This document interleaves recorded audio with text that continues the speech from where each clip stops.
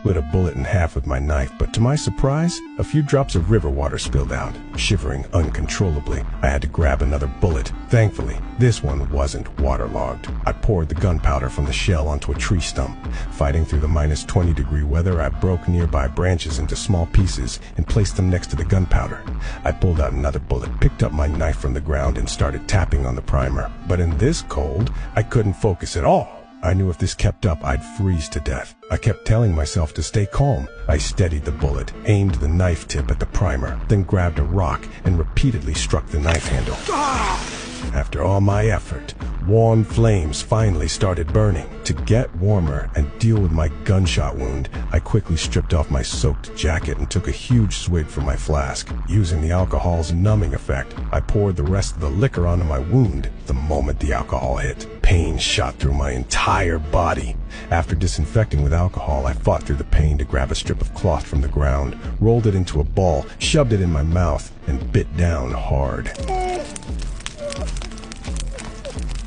Then I inserted my knife into the wound. With some maneuvering, I managed to pry out the bullet.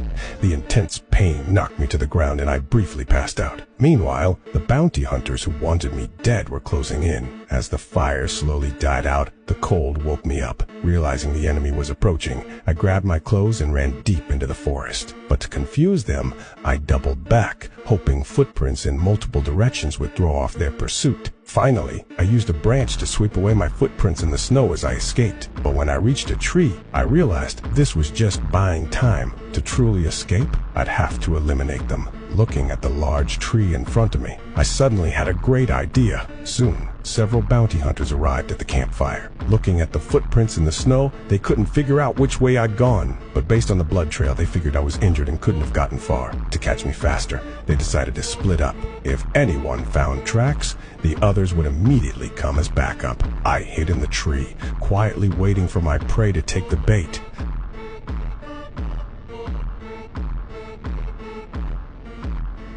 A bounty hunter looked up toward the treetop, but there were too many leaves for him to spot me. Just as I was about to make my move, blood from my shoulder ran down my finger and started dripping.